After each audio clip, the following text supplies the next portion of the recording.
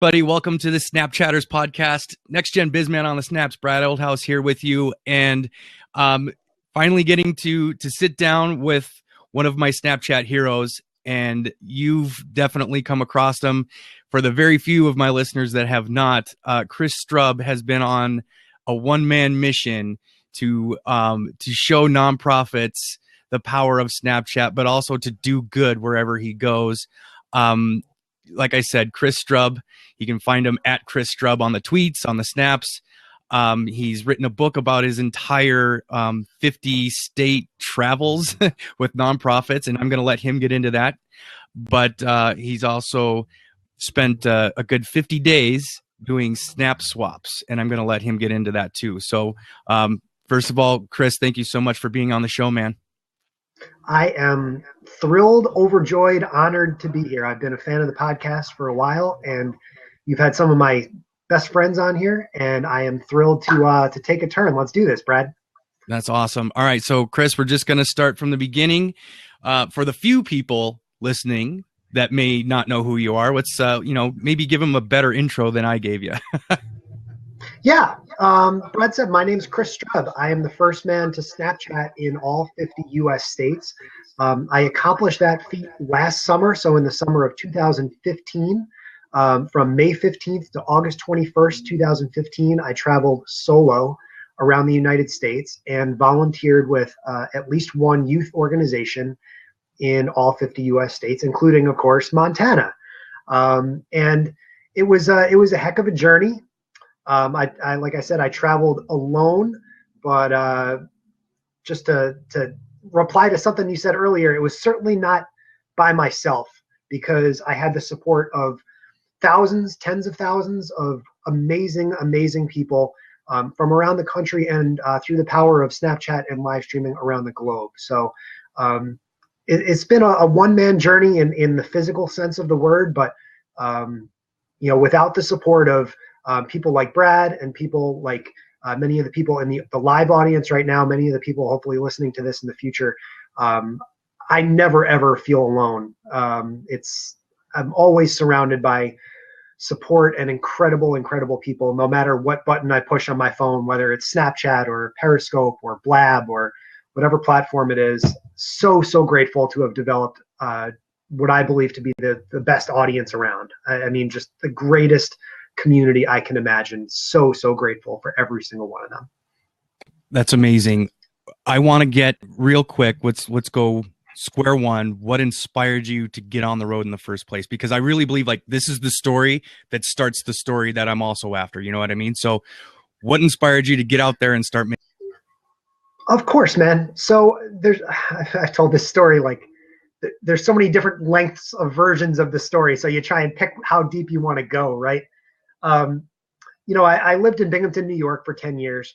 And in the summer of 2014, so we're scrolling 2 years back now, I decided that I was going to go be a social media superstar. I said, look at all these guys on Instagram. This is like before Snapchat was really huge, right? Like, I'm going to go out and just be that guy that everyone looks up to and says, man, how cool is this dude? So I went on a road trip in the summer of 2014, and I visited 48 states in 90 days. And it was a lot of fun, but it was not fulfilling in any real sense of the word. Like I would go out and try different beers and go to baseball stadiums and go party and like meet girls, and like it was fun, but what did I really accomplish? When I finished up that trip, I was like, okay, now I'm broke.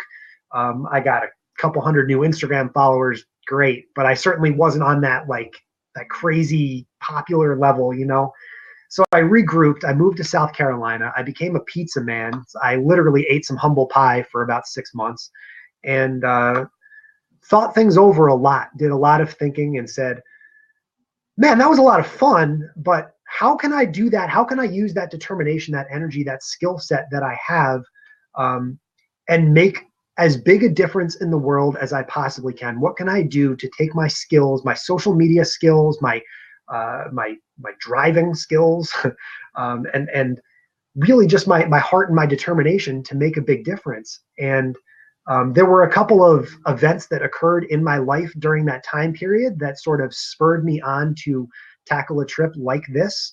The first was an experience with an organization called Pay Away the Layaway, which you can look up at payawaythelayaway.org. They're an organization started by a college friend of mine named Lee Karshauer, and they pay off layaway bills for families in need in low-income areas, particularly around the holidays, but not necessarily. So in December of 2014, I was a layaway angel at a Walmart in Easley, South Carolina. And that day changed my life, Brad. That day was the day that the light bulb went off, and I said, holy smokes, if I can change the life of one person, if I can say, we just helped you help your child or your grandchild save Christmas. That was impetus number one. A couple months later in the spring, there was this thing called the Binghamton University Alumni Global Day of Service. And you notice, you guys have seen my pictures, I always wear this hat, this Binghamton University hat. That Global Day of Service last year changed my world again, because I saw the power and the impact of having simultaneous projects going on, people volunteering all around the world, and how big an impact that could be. And I said, what if I did 50 days of service in all 50 states? You know what I mean? What's stopping me from doing this? I want to go out and I want to volunteer with as many different organizations as I can. And we'll get into that's what happened. I mean, I don't think I had anything left in the tank when all of this was over. But 50 days of volunteering in 50 states. It worked out nicely to 100 days because you want to, again, for the marketing element of it, make it as digestible as possible. So 50 states, 100 days. It's easy to remember. You know what I mean? It rolls off the tongue. And then I wanted to, I left on May 15th because I wanted to do all of this while I was still in my 20s. So if you do the math and roll it forward, the day after the trip ended, I turned 30. So packaged it all nicely together into something that began May 15th. I quit my job last April, which is always an exhilarating, exciting feeling. I've done it twice now, and just went. You know what I mean? I just went. I spent a lot of time trying to identify sponsors. I spent a lot of time trying to figure out how I could pay for this thing. It was pretty difficult because I was still, in a way, paying for the 2014 trip, which I had saved up for, right? So I saved all this money for the 2014 trip, but then I went a little bit over, and then the job that I got wasn't as good as the one that I had before. And there was also that 6-week period where I was like living in a hotel room because I didn't want to move back home, and money really became an issue. But then I saved up enough, and I had enough credit. That's where it really sort of kicks you in the ass, Brad. I had enough credit to go again. And I said, all right, like, you get one life. Gary Vaynerchuk says that, man, you get one life, right? So nothing was going to stop me. I decided I was going to go 50 states, 100 days, and we did it. You know what I mean? Like, whether it was right or wrong, whether it was planned perfectly or not, whether I should have done things differently or I could have done things differently, done is better than perfect. And now I am the first man to live stream and Snapchat in all 50 US states. Not to keep harping on Gary Vaynerchuk, but you talk about a land grab. You know what I mean? I know Mark is watching as well. You talk about a domain grab. This is a land grab. No one else can ever say that they were the first to do something like this. And now that's me forever and ever and ever. And on top of that, I have thousands of stories. I mean, we could do a podcast for a week, Brad, just about all the different states that I went to, all the different nonprofits that I worked with. You tell I sort of have verbal diarrhea because I get really passionate when I speak about this project. But 50 states, 100 days, 60 different youth organizations, and just infinite stories, infinite incredible people that I met.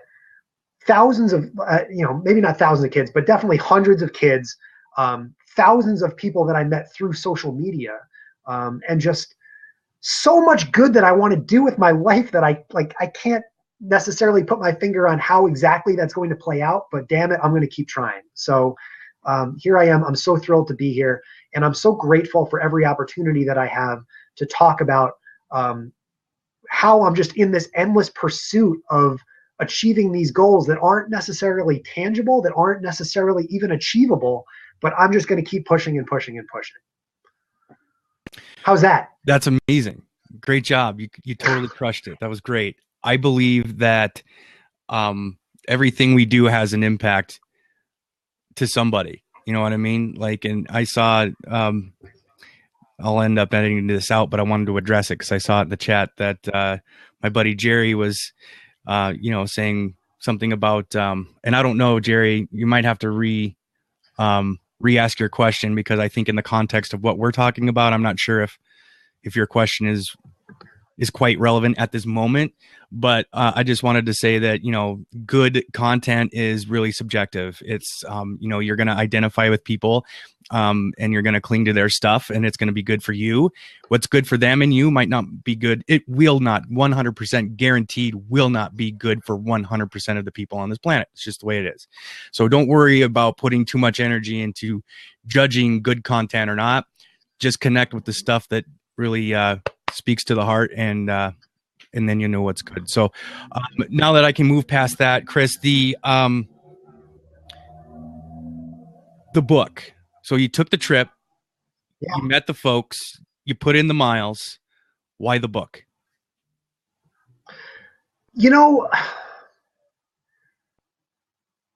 There's for artists around the world right now who rely on social media to grow their community and everything. There's still not a great way for a community or an audience to necessarily demonstrate tangible appreciation for the work that's being done. I mean, obviously, the biggest thing that you can do for someone is give them your time. And that's something that I'm always, always grateful for. Everyone, especially who's here live in the room with us, or listening to this while you're on the treadmill or something in the future, or watching my Snapchat stories, for example, or tuning in on Periscope. Time is incredibly valuable, and time means everything. But you can't, as an artist, live on time. You can't survive on time. I've been so blessed to have been given so much time by so many people. When I made my call to action on Saturday after Strub Snap Swaps, which hopefully we'll get into that in a minute as well, because that was a big thing too. People want to give their time and people want to help. But the biggest thing that I need in my life right now is to eliminate my debt and to get back to zero. And by putting out a book, people can literally show that what I've created and what I've done and the work that I've put in is worth something to them. And if it's worth $9.99, thank you. I recognize that your time is valuable, and of course your money is valuable. And I put a crazy amount of time into this book. I mean, not just the traveling around the United States, but then the idea of coming up with a concept for the book, figuring out how to make a book, which is not easy in and of itself, and then spending hours upon hours upon hours to sit down and physically write it. On top of that, the book, it is available only digitally for now, until someone stumbles across this idea and says, hey, we want to print this thing. But the advantage of having a digital book is, anyone who's downloaded it knows when you go from chapter to chapter, all of the digital content that I created during the trip is available there. So you can click and watch a YouTube interview. You can click and watch the Snapchat interviews, which I hope we can get into that as well. But all of that content is linked there at the end of each chapter, so that you don't have to go searching back to find all the different things on my YouTube channel or on my Instagram, etc. So, the book has just been a way for people to say, Chris, we appreciate what you're doing. Chris, what you've done is good. What you've done delivers value to me. And there's people that have written books. We got Joel Combs sticker here.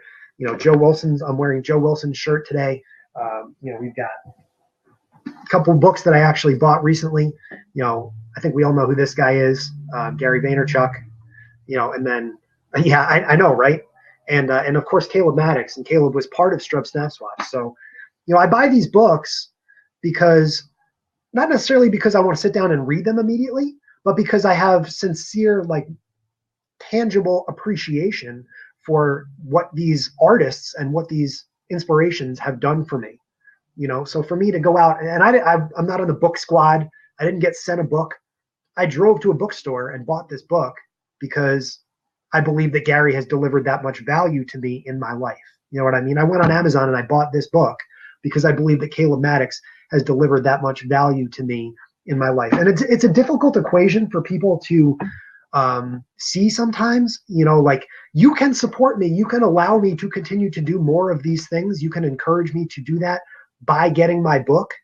And that's kind of what I hope for, you know. And if I sold 100 books a day, I could certainly go out and do more good things.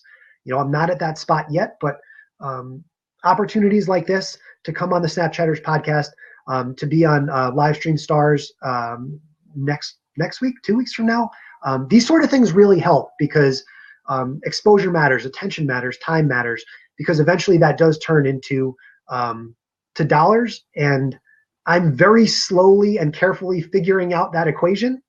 I don't know if I just froze up there on you, but I'm very slowly and carefully trying to figure out that equation. And I am so grateful to everyone who's gotten my book, who's read the book, who's written a review of the book. Like, that is how, for now, that is the path that I can see forward to be able to continue to do more of the type of work that everyone says was so wonderful.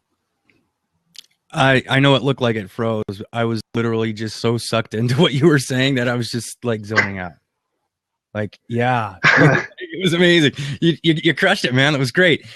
So talk to me about, all right, so we've gone over, you know, streaming and snapping in 50 states. We've gone into book. Yeah.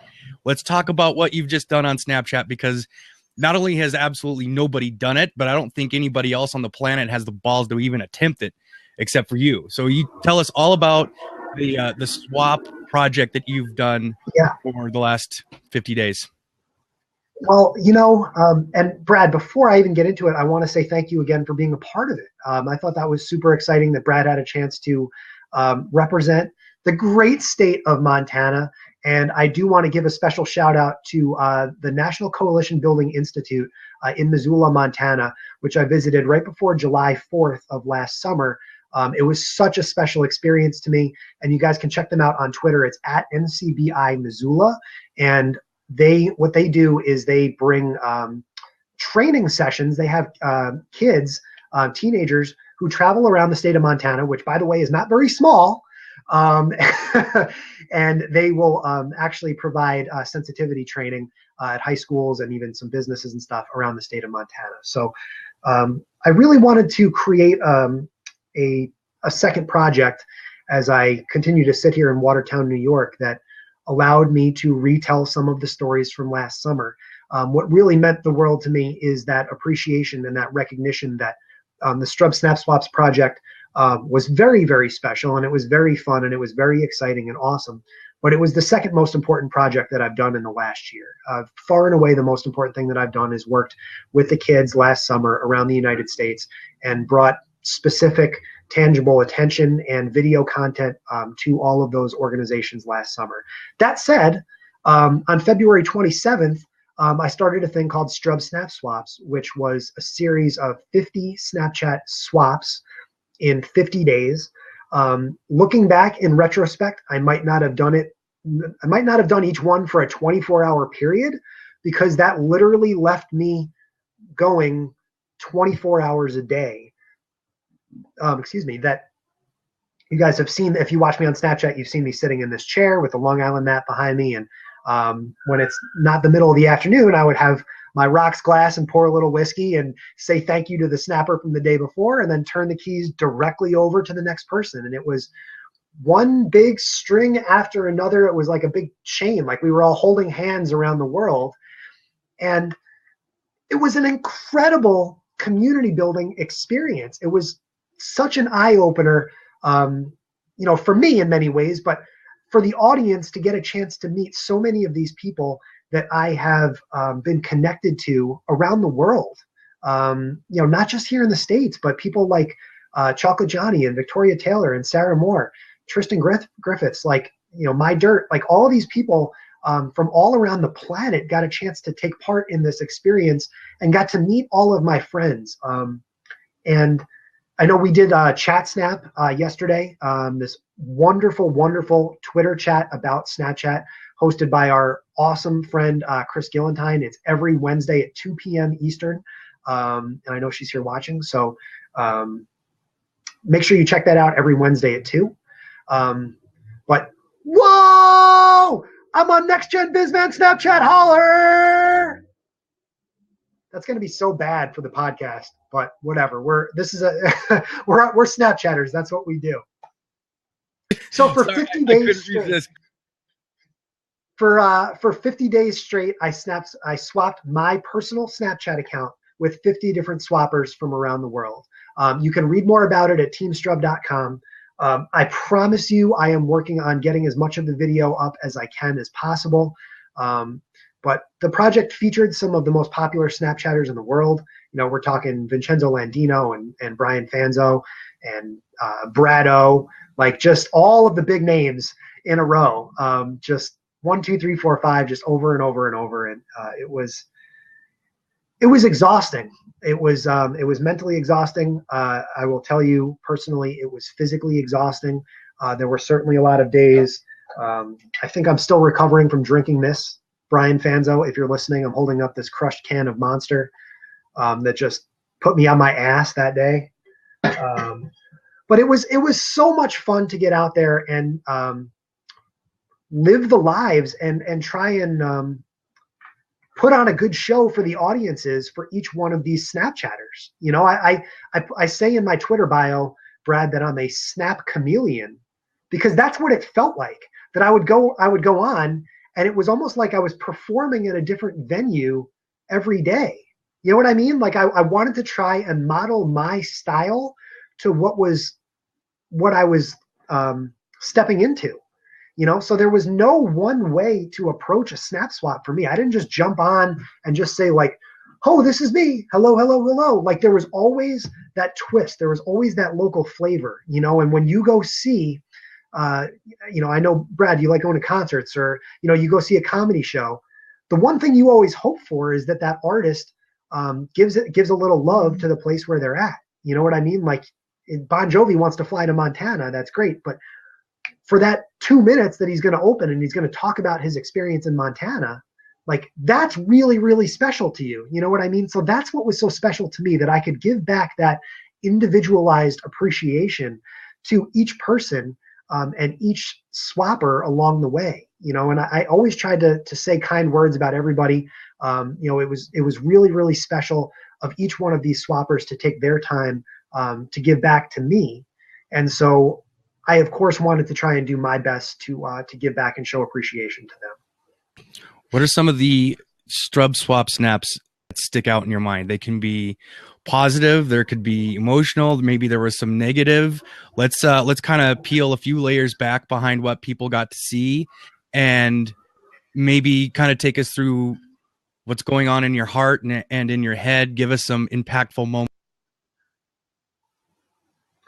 It's funny. It's almost like it was two parallel projects going on at the same time, Brad, because there was what took place on my account, you know, that people who just tuned in on at Chris Strub could see all of those guest snappers come on one by one. And there were certainly a lot of different highlights from that. I mean, obviously, I thought Blake Croft did a great job. I thought Vincenzo Landino's Spin the Bottle segment was incredible. I almost cried at the kind words from Anna Hendricks, who I may have mentioned once or twice on Twitter, here and there on my Snapchat. So there was all that. But then on the flip side of it was all the work that I was doing myself. And it was kind of hard to keep up with. It was kind of hard to follow me from spot to spot to spot. Yes, of course, Vincenzo talks about Spin the Bottle. It was epic. It was absolutely epic. But the work that I did on all of the other channels, you know, like when I stepped up and I took an entire day to deliver as much possible physical value as I could to Brian Fanzo's audience, like I'll always remember that opportunity. You know what I mean? Like he is now doing snap swaps every Saturday. You know, he did Dan Moore, he did Alex Kahn. And for me to be in a conversation with Dan Moore and Alex Kahn, like, and not only to be in the conversation, But I was the impetus. I was the guy who swapped with Brian the Saturday before he started his swaps. Like, that blows my mind. And the reason he's doing it is because he saw that I was able to deliver above and beyond that tangible value, by demonstrating that I've listened to what he's about, that I care and I understand what Brian Fanzo does for his community and what he's about. I really, really tried hard on that. Same thing with Vincenzo Landino. Like, I really, really went as hard as I could to try and demonstrate, here's the impact that this person has had on my life, and then of course the finale day. I hope everyone had a chance to catch the finale when I was on Jason Yarby's account. We talked about making snap swaps great again. And it sounds like a silly concept, but the way it worked out, in case you missed it, was Donald Trump was actually coming to Watertown. I live in Watertown, New York, this little town in upstate New York, and Donald Trump was here. It was like the first time in 40 years that a presidential candidate, well, John Kasich was there 2 days before, but that weekend was the first time that a presidential candidate was in Watertown, New York. And so I came up with this idea that I didn't tell everyone that he was coming, but I said, help me make snap swaps great again. And this was the grand finale.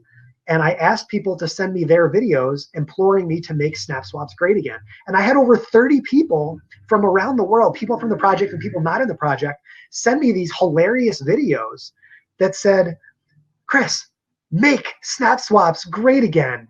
And I put out this 22-minute video, which is way too long for any conventional Snapchat story.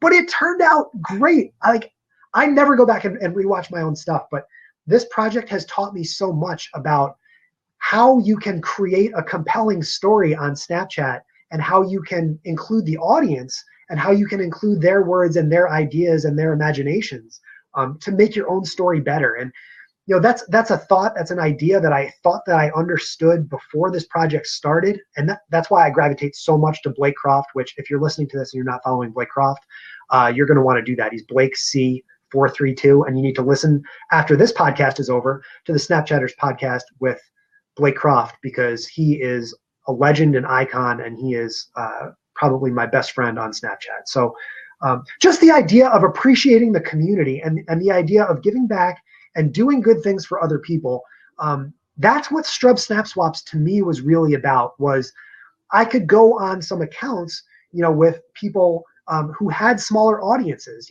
Steve Sassman and Master Mel and, Caitlin Moose. Like, some of these people don't have hundreds and hundreds and hundreds of friends and followers. And I was like, I don't care how many friends and followers you have. I really don't. You know what I mean? If I can go on your account and I can deliver value to the people that appreciate you and who understand you, even if it's just your brother and your sister, you know what I mean? What you've done to me as a friend, as a supporter, means enough to me that I want to give my time back to you. So I never asked anyone how many followers they had. I never asked anyone, oh man, like, is this worth it for me? I always wanted to say, and you know that, Brad, I never said, hey, Brad, how many people watch your snaps? It was never, ever about that. It was always about, I want to come on and I want to deliver value to your audience. And I want to give your audience an opportunity to hear what it is that I'm about, which is, about creating good Snapchat content and let's build community and all of that. But more importantly to me, it was about the nonprofits and about the organizations that are not on Snapchat, the organizations that don't have those advocates fighting for them in these digital spaces. And here's how this all works to me, right? If I can become a person who has that level of influence, that I can, say, go follow this account, go check this out, or I'm going to appear on this account for an hour, come follow me here. These organizations can say, oh my gosh, like, first of all, let's work with this guy. And now we see the everlasting value in these platforms. We understand that it's important for us to be able to continue to tell our stories, and not just on Facebook and not just even through Instagram or Twitter, but jump on Snapchat. You know what I mean? Jump on Snapchat or jump on Periscope or jump on Blab and use the tools that are out there. Use the tools that these social media wizards and all, we'll quote Vincent Orlac, the gurus, all of us are using, right, to tell our own stories. Think of how much more beautiful a space and how much more wonderful, one take podcasts. How much more wonderful a world this would be if we had all of those stories included in our day-to-day conversations. If Big Brothers Big Sisters and the Boys and Girls Club and Girls on the Run, we're all here represented in this space. And for me, those stories are represented in my heart, and now it's my goal is to get all of them to stand here alongside me. You know what I mean? Run this back. Share the last 30 seconds of this next year at Summit Live, right? I want all those organizations standing next to me physically on stage, so they have the same opportunity that I had in January at Summit Live to say, this is my story. This is the story of my organization. This is the story of what we do. This is how we help tens of thousands of kids around the country every day. This is how we save lives. This is how we made a positive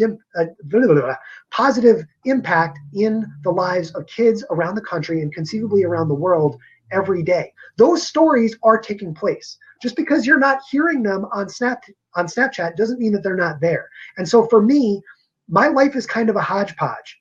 My life is kind of like, oh, I'm going to reply to this DM, and I don't have a set system in place. I'm not going to 10x your life. I'm not going to do any of these crazy things that everyone has all figured out, because for me, I'm still trying to catch the big fish. I'm still trying to take all of these organizations and bring them into these platforms.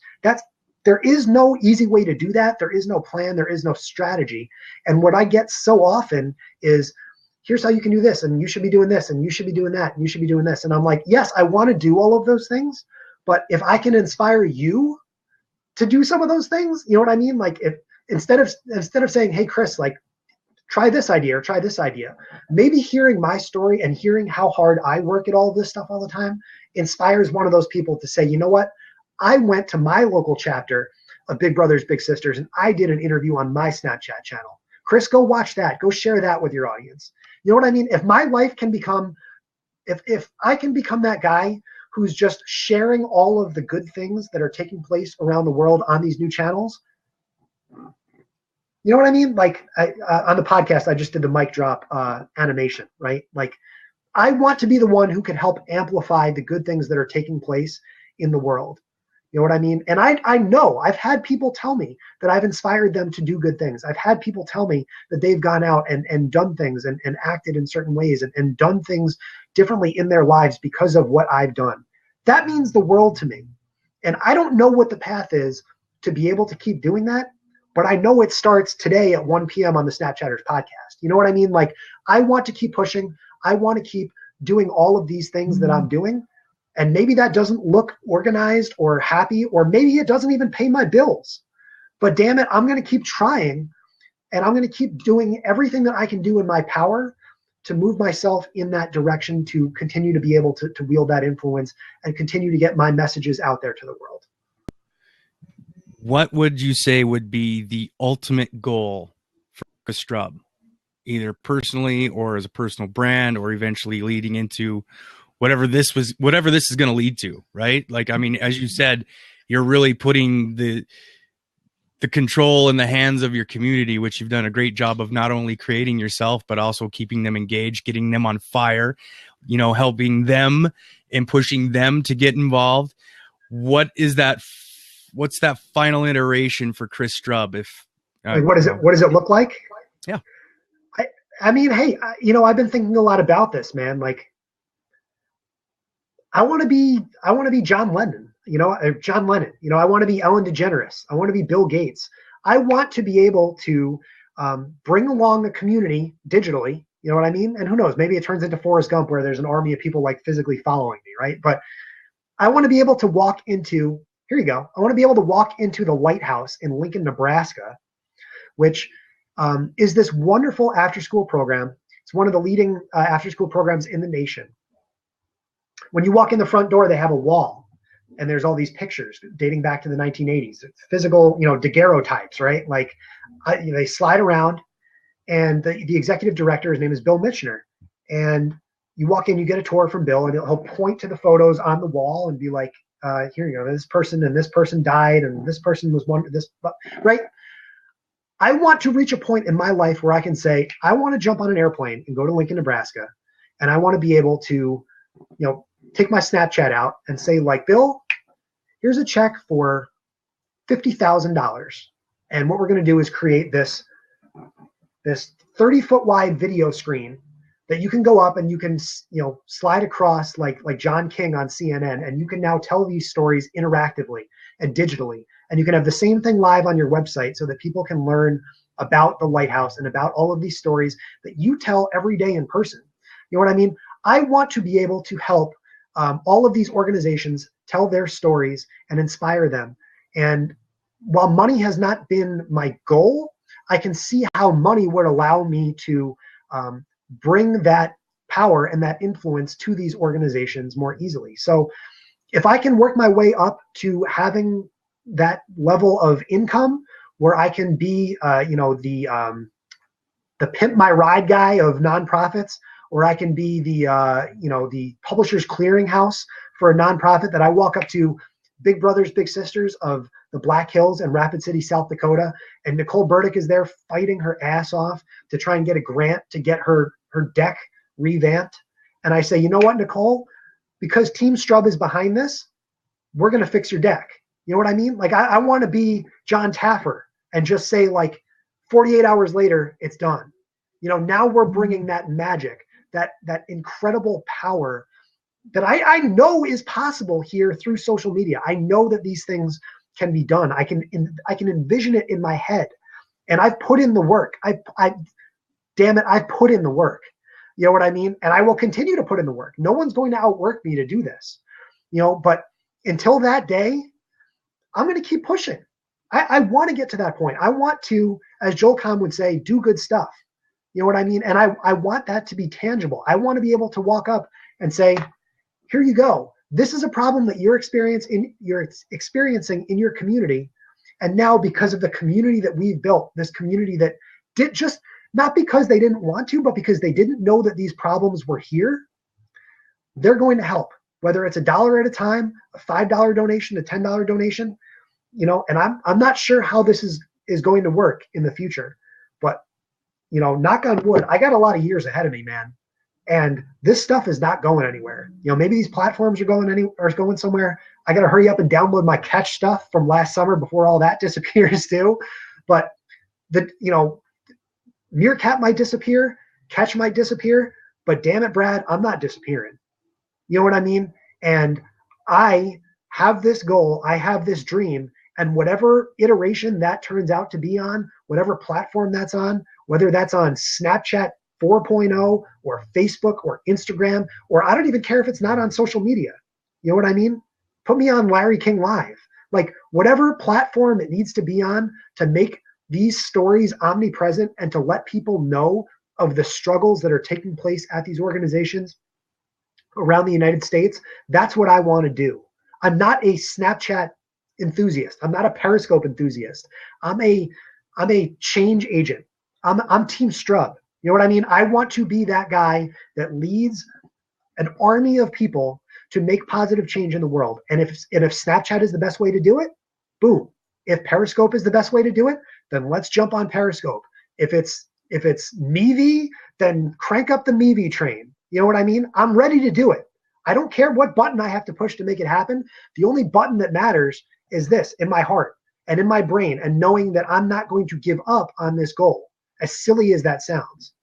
It doesn't sound silly at all, man. It's passion, it's fire, it's drive. And anybody can see that within 3 seconds of them watching you talk about this, because, and I think that's honestly, that's what drew me to you, Chris, is your passion.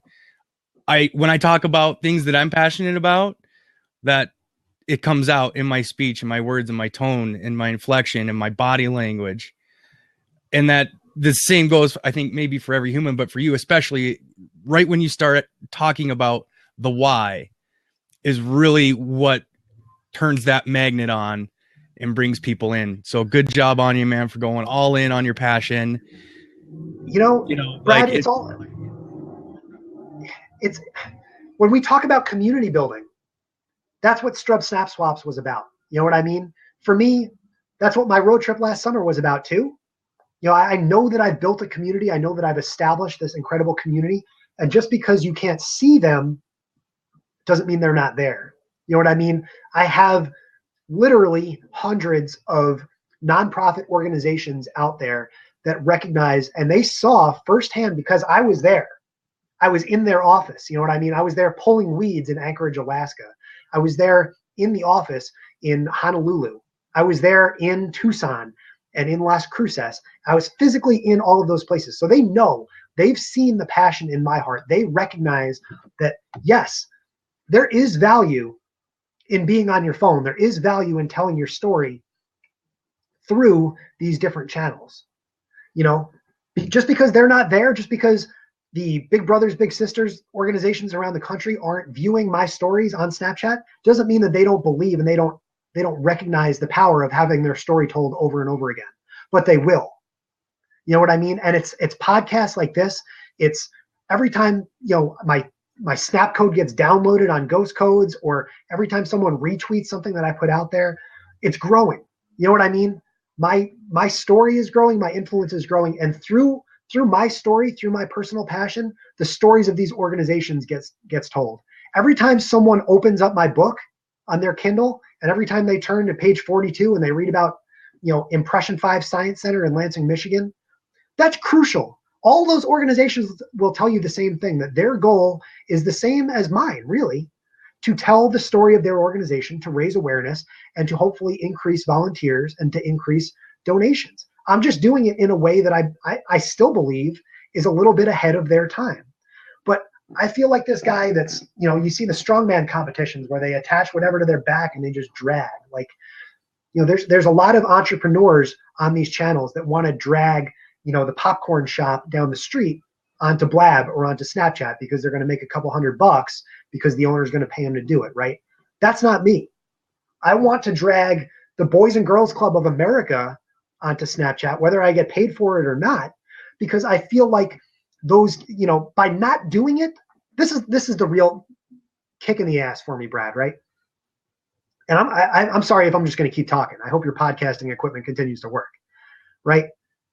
By not doing these things, by not being on Snapchat, by not being on these channels where all of the next generation is, and I said this on Sandra Centorino's Snapchat channel on Thursday, by not being on these channels, these organizations are doing a disservice to the kids that they're claiming to serve. If you're 13 years old and you live your life on Snapchat, you know, Brad and I think we live our lives on Snapchat, right? Imagine being a generation younger than us, you know, where this is all you know. You know what I mean? Now you open up Snapchat and what do you see? You know, Kim Kardashian, you see all this commercial garbage in Discover, whatever. Why isn't there a Boys and Girls Club tab? Why isn't there someone that you can reach out to, more importantly, if you're struggling, if you're laying in your bed at 4 o'clock in the morning and all you have is your Wi-Fi and your little iPod Touch or whatever, and all you can do is look on Snapchat and all you do is communicate with your friends. You know what I mean? We brag about having a 100-day snap streak. Imagine being 12 years old. That's all they know. You know, kids aren't even going to text anymore. They're just going to be sending little video bubbles to each other through Snapchat 2.0 and 5.0. So why in the world would you claim to be the be-all, end-all for all of these kids around the country at all of these hundreds of chapters, and you have all of these great national sponsors that believe in you? You have all of these great organizations that want to help, that are on your board of directors. How do you not have a Snapchat presence that says, if you're, you know, at the very least, do it for the kids that need someone to reach out to. Do it for the individuals who, you know, you're so used to saying, oh, well, you can always call this suicide hotline. You know what? Snapchat can be the new suicide hotline. Snapchat can be the new respite for someone who might be sitting there with a razor blade at 3 o'clock in the morning saying, I can't take it anymore. This is very serious stuff. You know, it sounds like fun, like, oh, 50 snap swaps in 50 days. I take this stuff very, very, very seriously. You know, that this is important. This is crucial. You know, this is life and death stuff. You know, we talk about ending distracted driving too, which is another huge thing in my world. And I'm so glad that has become a major focus, you know, for, you know, Mitch and Brian and for all of these folks. But for me, the fact that these nonprofit organizations that support our nation's future are not putting their messages out there on the channels that the kids are using every day, and they think that because they're on Facebook, because they're putting out an image every day on their Facebook page, they think that all their problems are solved, and they're not. You know what I mean? So I'm not the agency. I'm not saying call me, I'll do this. You know what I mean? I want people to recognize that this is how stories are being told. And hey, if someone wants to hire me to do it, great. But more importantly, I want these organizations to recognize and to see and to understand how important this is. And if you want to go hire 52 Creative and Vincenzo Landino, or 11 Lights Media with Sarah Moore, or go call Clay Mosley, like these organizations, all these marketers that are here on this space, on Blab, on Snapchat, on Periscope, they want to help too. It's just that the nonprofits don't recognize and they don't understand how important this is. And I think that by having Clay Mosley and Sarah Moore, these entrepreneurs, Vincenzo Landino, these people whose job it is to use these channels to tell the stories of businesses, all of them recognize, every single one of them said, we recognize how important a cause this is. All of them want to help. So I would encourage any national nonprofits or any local nonprofits reaching out to reach out to an ad agency, reach out to Clay Mosley, reach out to Sarah Moore, reach out to Sarah D. Moore, you know what I mean, in Ohio.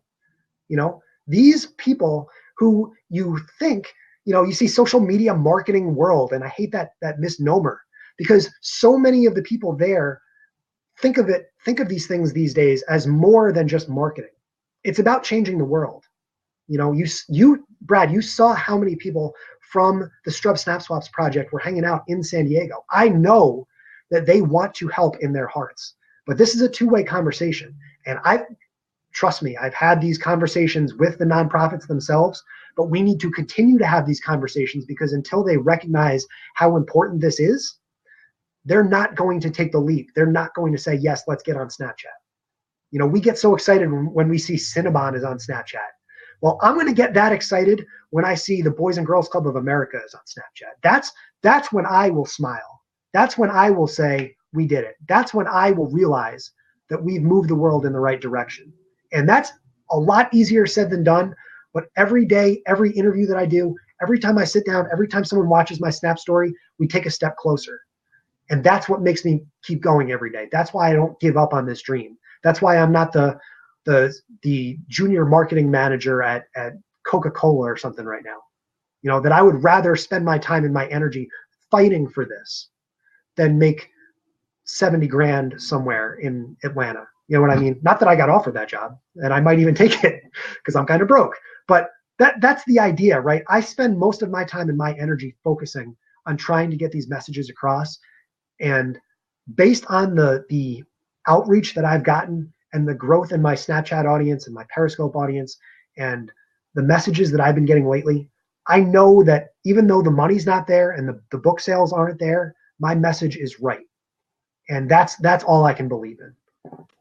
When you're doing something amazing, or even when you're doing something that's just resonating with a large group of people, and you start to get the recognition, you start to get a lot more friends, you start to get a lot more visibility. You also start to get the haters. How do you address the haters that say, I'm going to ask this question, Chris, and it does not come from me.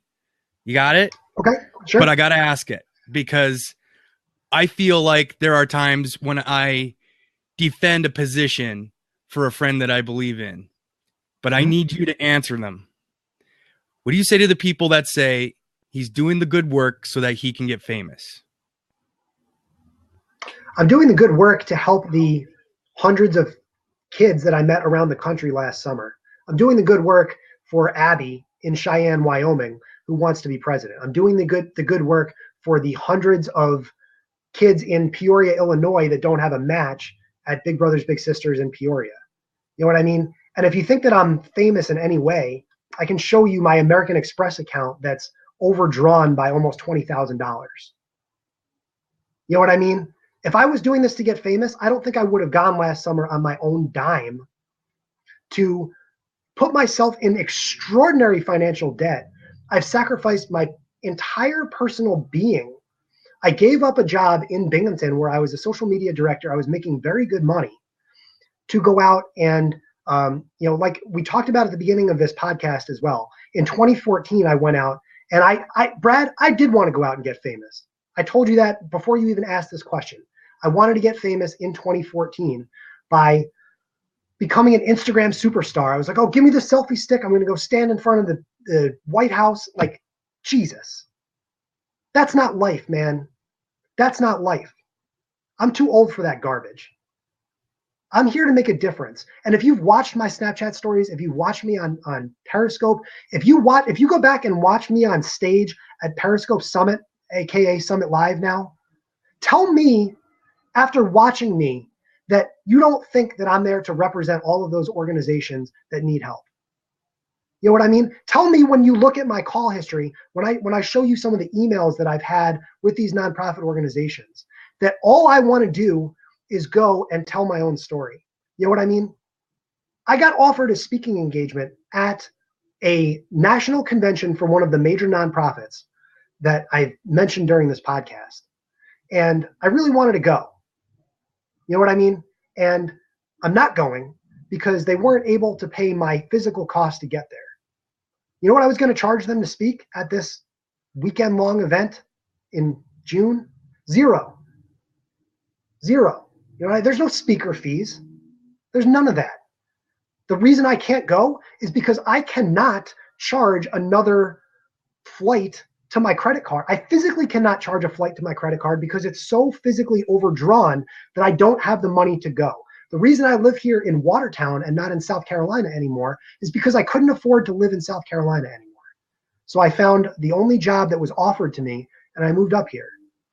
So if anyone is out there listening to this and you think that I'm here because I'm famous or because I want to be famous, I'm doing this because I want to inspire all of these nonprofit organizations to get out and tell their stories. And if you go back and you read my book, if you go back, don't even read the book if you're a hater. Don't buy the book. Just go on my YouTube channel because it's free, so you don't have to support me in any way.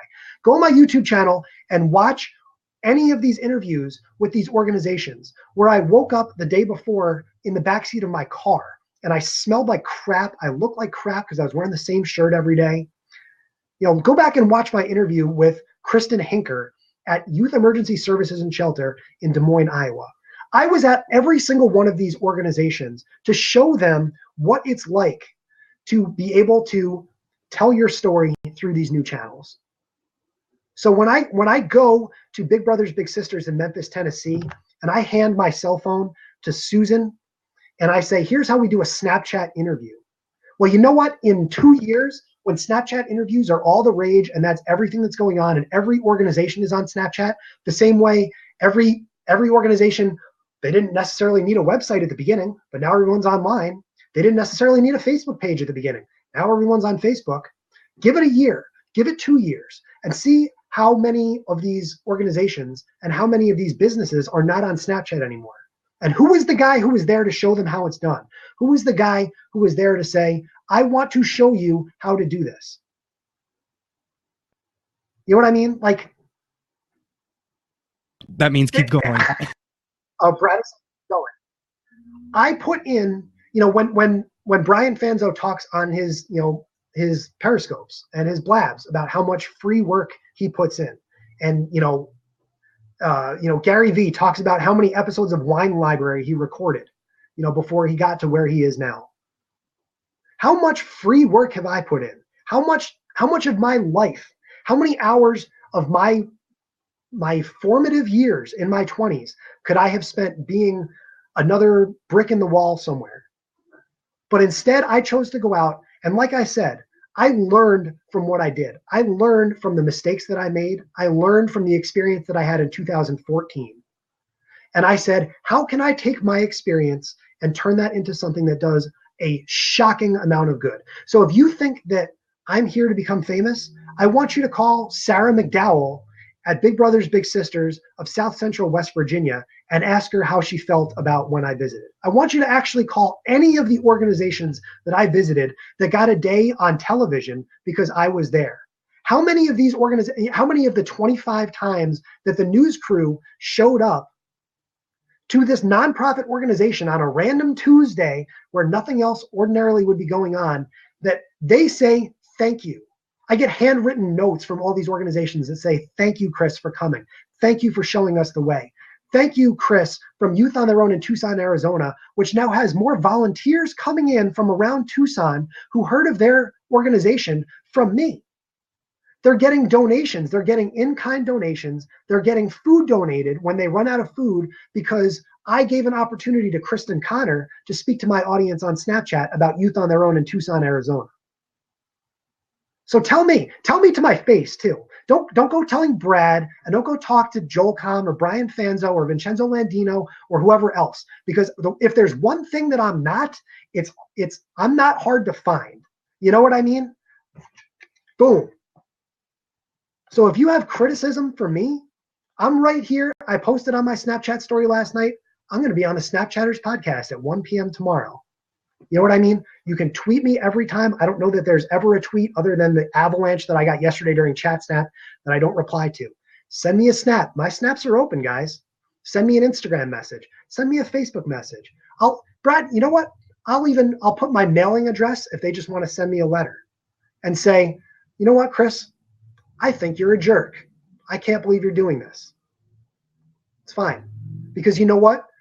The haters fuel me. They really do. And I will tell you that I'm a little surprised to hear that that's out there, because none of it has really gotten back to me, at least lately. Because, like I said, I'm too busy focusing on the positive, the thank you, the gratitude that I get. And when I'm not saying thank you, or when people aren't telling me thank you for doing this, I'm spending the vast majority of my time building up gratitude and showing other people the way that I've reached the point that I'm at. So, you know what? Haters, hi. I'm Chris. I'm on the Snapchatters podcast right now. And as Victoria Fratz would say, if you think this is bad, just give me 6 months. Give me a year. You know what I mean? And see what happens. Absolutely. See what happens. I'll talk to you then. Absolutely. Chris, I'm fucking proud of you, man. You just crushed the hell out of that. That was awesome. So awesome. Wrapping it up here for the recorded part. I always give my guests the floor. So this is your pitch session, Chris. You can pitch the book. You can pitch a project. You can pitch a nonprofit. Buddy, the floor is yours. Let's wrap up the recorded part here. Go ahead. I want to offer so much gratitude to Brad for inviting me to be on the Snapchatters podcast. It was incredibly special of Brad to take a day to show us around the state of Montana. It means the world to me. I can never say thank you enough to those who support me, especially those here in the room as well. Chris Gillentine inviting me to moderate Chat Snap yesterday. I'm going to be on another show on, I think it's April 3rd, that Monday night, where I'll have another opportunity to tell my story, and that never gets old. You know, I've mentioned it on Snapchat. I love telling my story. I love having a platform, and the big reason that I really wanted to say thank you to Brad was Strub Snap Swaps has created a platform where I can give others an opportunity to tell their stories.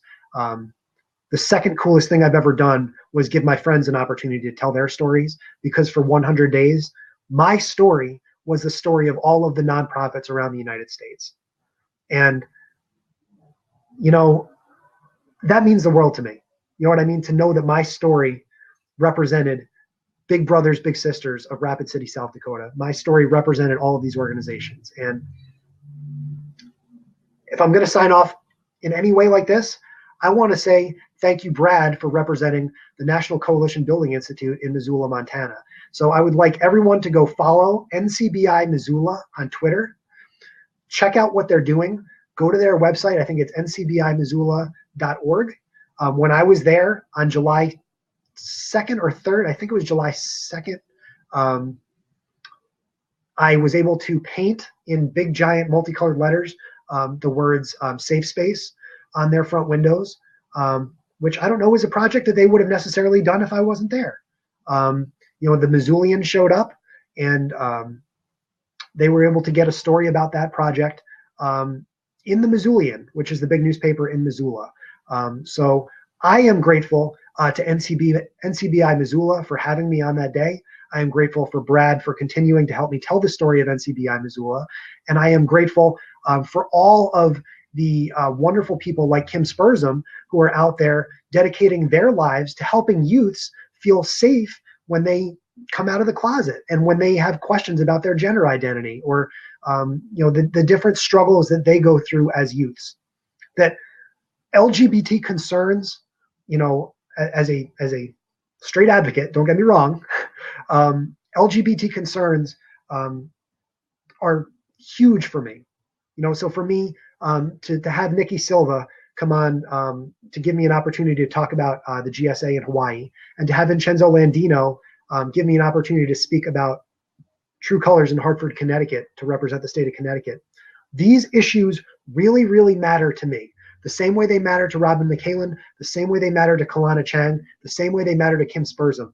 I just feel like I'm representing the next generation of individuals who are using these new platforms to tell the same very, very important stories that are out there. So Brad, thank you for giving me an opportunity to again speak about NCBI Missoula. You can read more about them at ncbimissoula.org. And if you feel so inclined, you can go to my YouTube channel and watch my personal interview with the directors of NCBI Missoula, which was state 21, 22. It's hard to keep track of them all, but they're all here listed on my website. So all the haters, just NCBI Missoula, check them out. Go support that organization. Go ahead and make a donation on my behalf if you feel so inclined, or on your own behalf, Sure. Because these are very, very important messages that need to be told. Well, my thanks actually goes to you, Chris, because first of all, if I didn't feel like in here that what you were doing had any impact or value, I wouldn't have been able to align myself with it. So being a part of your story means more to me than anything else. And if I could shake your hand and hug you, I would.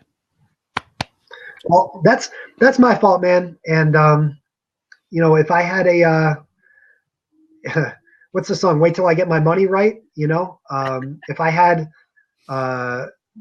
if I could sell enough books to have flown out to San Diego, I would have. Yeah. But I'm not going to do the Teo Roxon and physically pull out my credit card statements. But know that you can bet your ass that I would have liked to have been in San Diego, but it's just not something that I'm physically able to do right now. So, all right.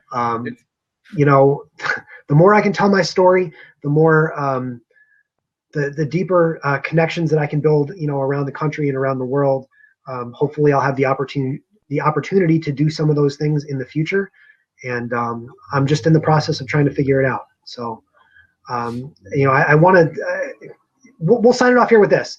I do want to say very special thanks to everyone who joined the podcast today, especially live on Blab. It does mean a lot to take time during the work week, to stop in and check this out. And your presence really has made this a lot of fun. You can add me on Snapchat, Chris Strub, and if see, this is what everyone always yells at me, Brad. I'm not good enough at the right hook part of it, right?